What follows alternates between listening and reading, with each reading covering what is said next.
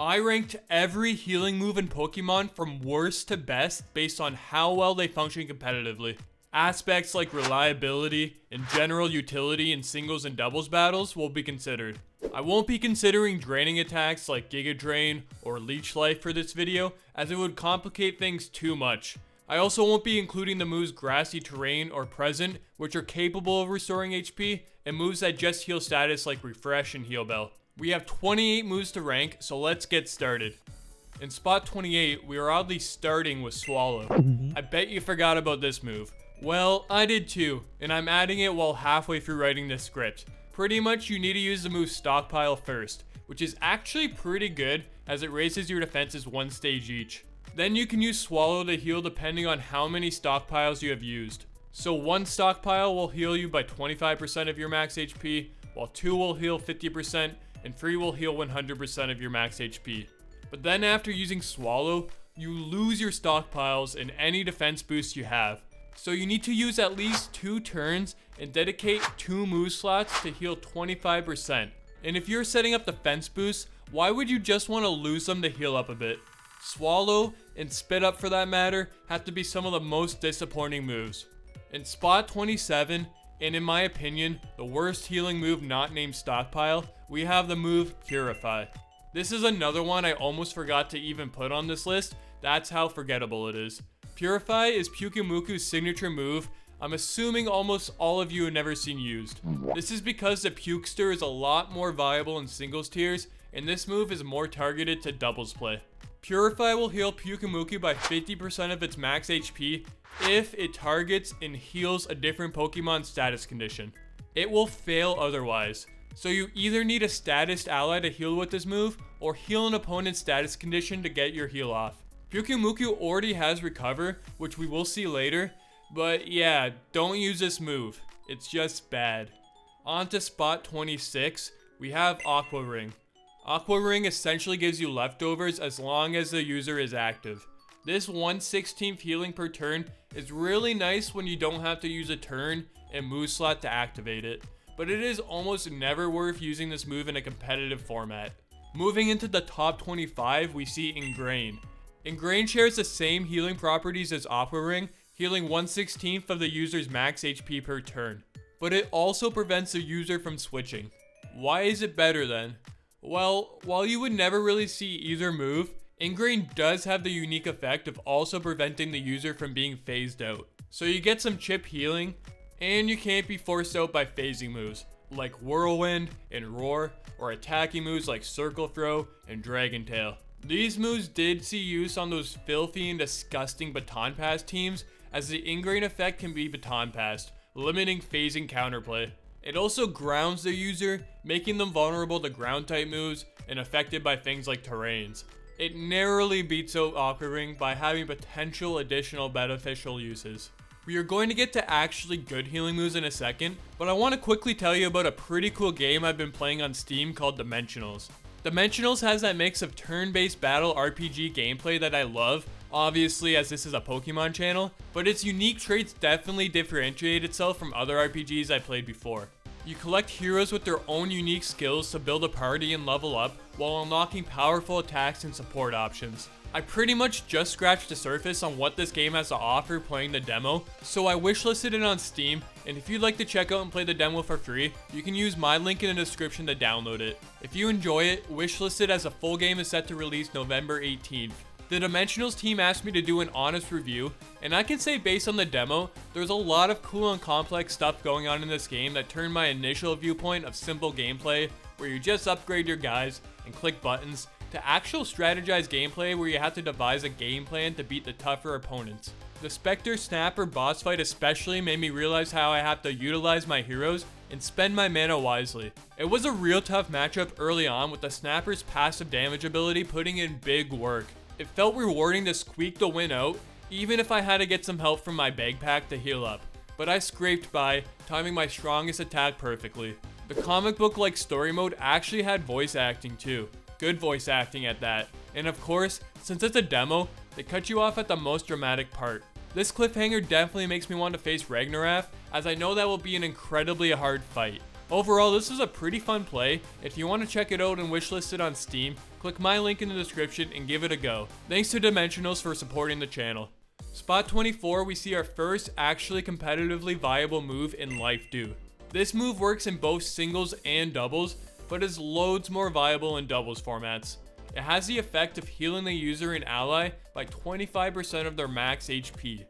It is seen sometimes in VGC on support mons like Clefairy and Sinestria, but usually has competition from better support options, so it is rarely a consistently used healing support tool. Next up in spot 23, we have the move Heal Pulse.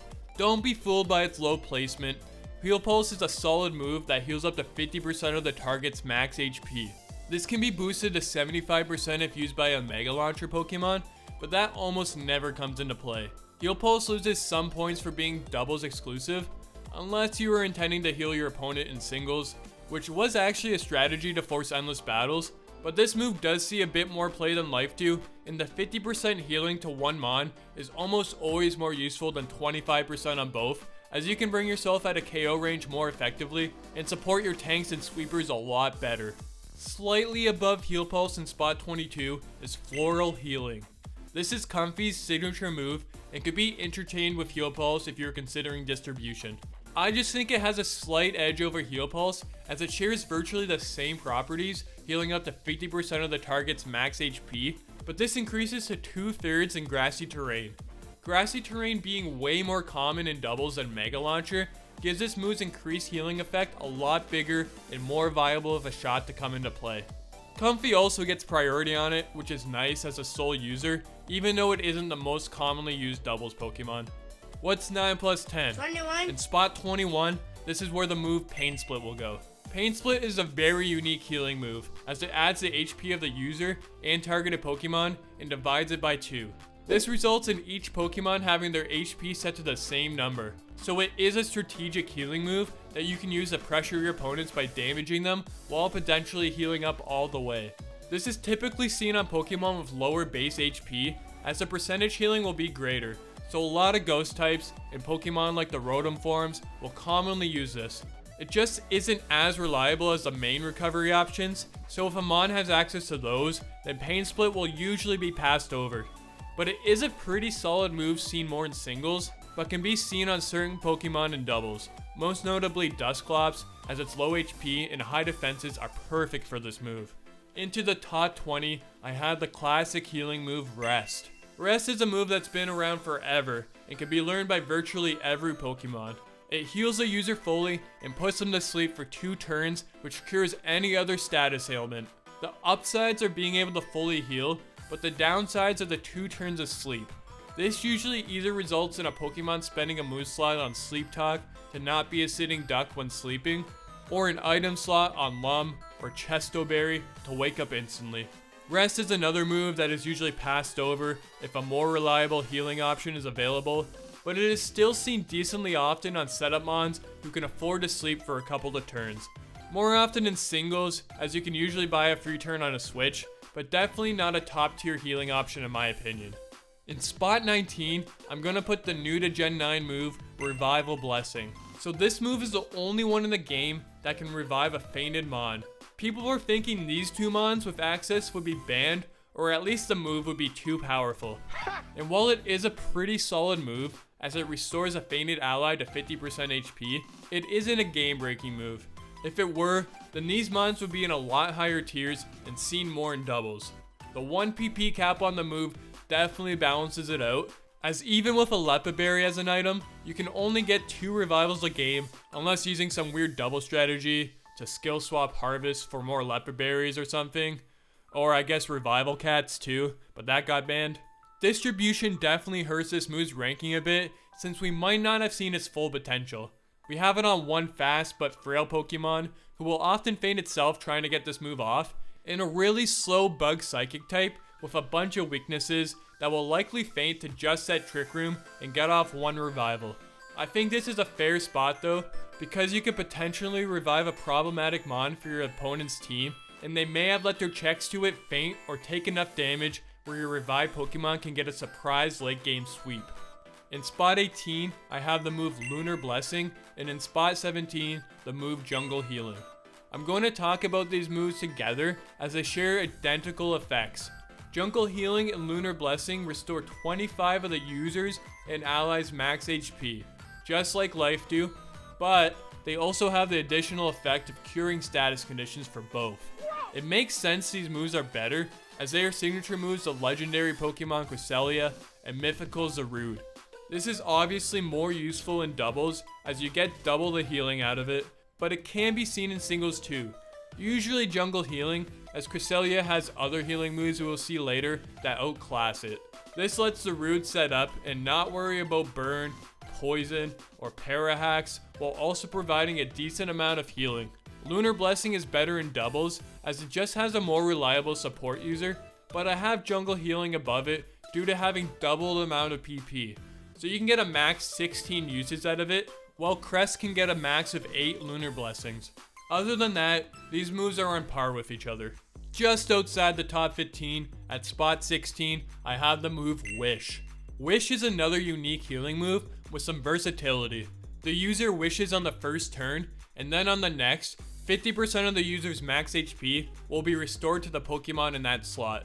This means the Wish user has the option to restore its own HP by 50%, or swap it to a teammate and heal them up. Since this heals based on the user's HP, a Wish from a Pokemon like a Alomomola or Wigglytuff can heal a lower base HP Pokemon by a lot more. Often, a fat Wish can be passed to fully heal an ally. While this level of support is great to have, the downsides of having to wait a turn to heal can also be detrimental. If the Wish user or the replacement is KO'd at the end of the next turn, then the Wish will have no effect. Wish users are also usually forced to run Protect, which is fine in doubles as this is a common move, but in singles it really eats into your support or coverage move slots and can be setup fodder for a prediction. The payoff of being able to support teammates by Wish pivoting is especially great in singles though. Cruising into top 15, we will get to the move Healing Wish. Healing Wish is a fantastic support tool that can be effectively used in singles or doubles.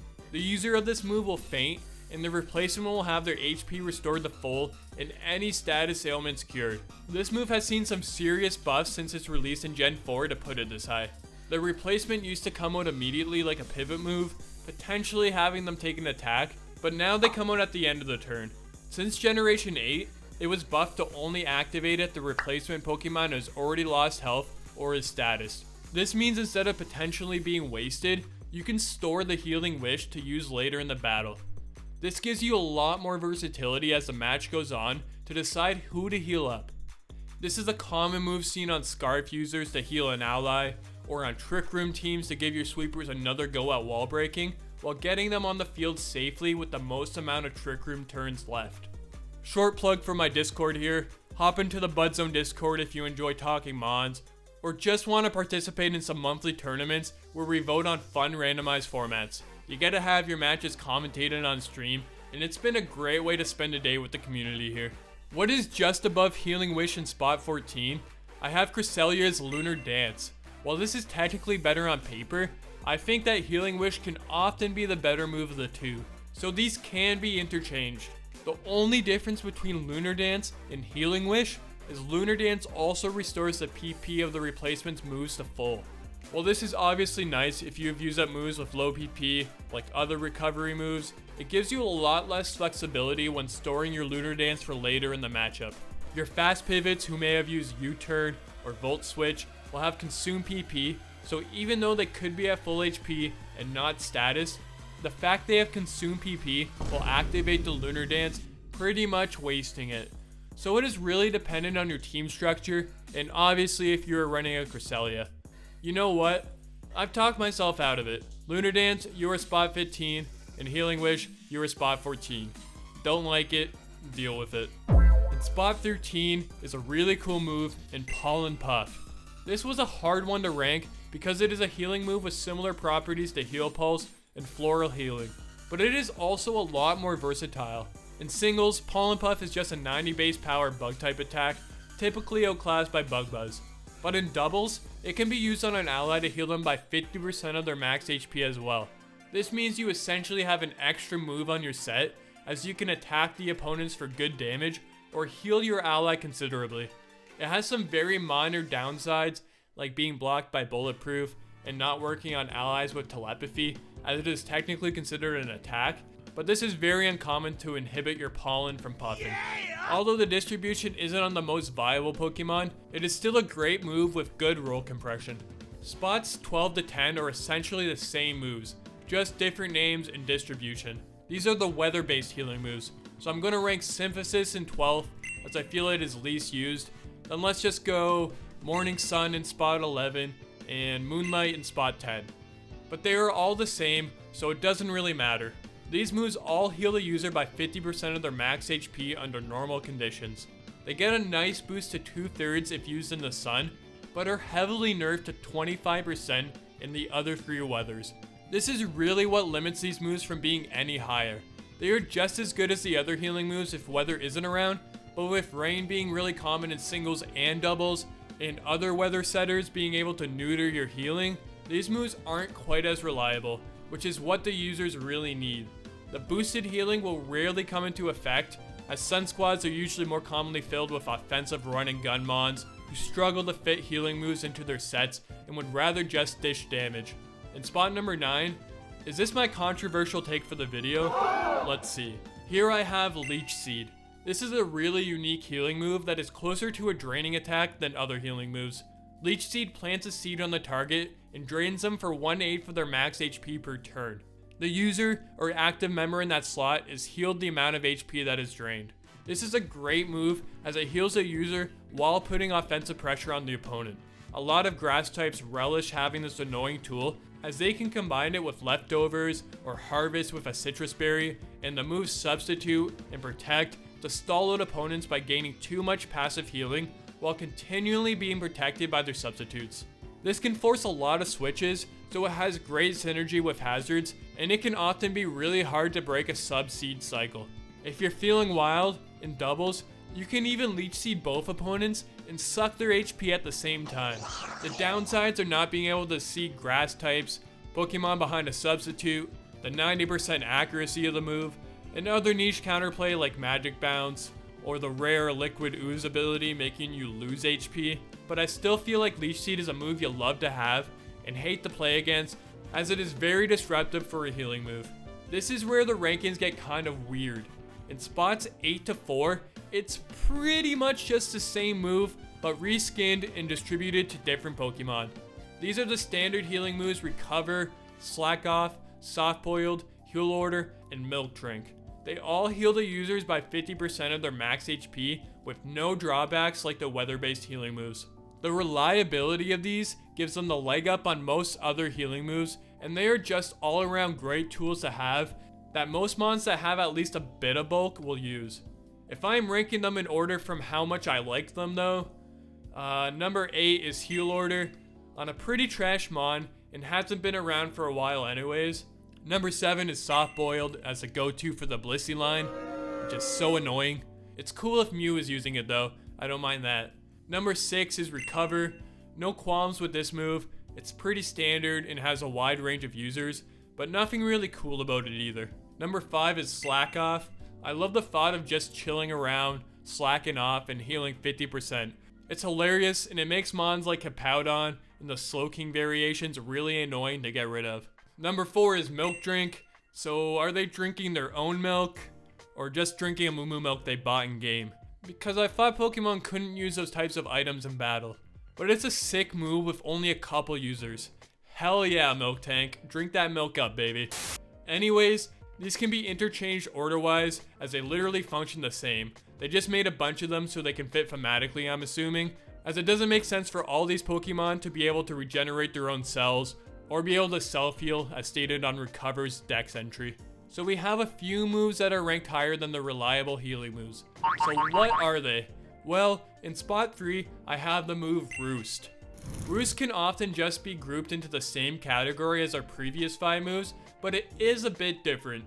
Roost heals the user by 50% of their max HP, and if the user has a flying type, it will remove it for the remainder of the turn.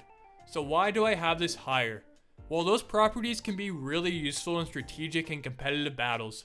First of all, provided you are faster, this can have terrific defensive applications. You will lose your flying type weaknesses for the remainder of the turn, so your ice, rock, and electric resistance will improve. You will also benefit from grassy terrain recovery if it is active, and other terrain effects for the remainder of the turn.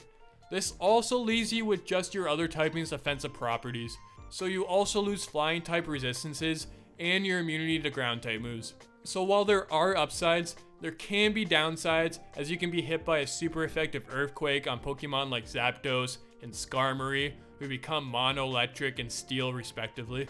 But if you roost with a bug or grass flying type, then it would become a resisted hit. I still think the mind games you can play work in your advantage with Roost and put it slightly over the other recovery options. In spot 2, we have the dark horse of the list with the move Shore Up. This is a signature move of Palossand and is just objectively better than the other reliable healing moves. It provides the same 50% healing that Recover, Slack Off, and the others do. Shore Up just gets an additional boost to 2/3 of the user's max HP if Sandstorm is active. This move has no drawbacks, it can only be boosted. The only knock on it is the distribution is limited to one evolution line. It's pretty close between this move and Roost for me, so I can see the arguments of Roost defensive applications pushing it ahead of Shore Up. That brings us to number 1. But before I reveal it, if you made it this far, hit the subscribe button and drop a comment on what your favorite healing move is. So what is the best healing move in Pokemon? It took a lot of thought, but in the end, it had to go to the move Strength Sap. Strength Sap is a move that has a limited distribution, but this is for the better. It has to be the most annoying healing move to face. I would say even worse than Subseed sets. The user will target another Pokemon and heal the amount of HP equivalent to their current attack stat. This will proceed to lower their attack stat by 1 stage.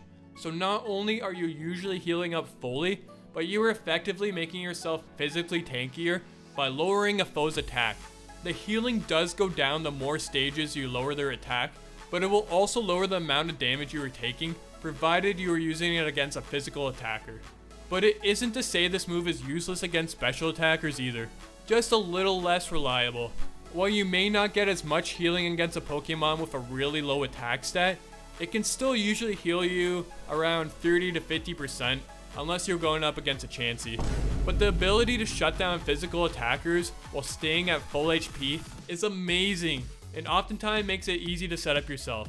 This is a move I have a general bias towards as a singles player, I'll admit.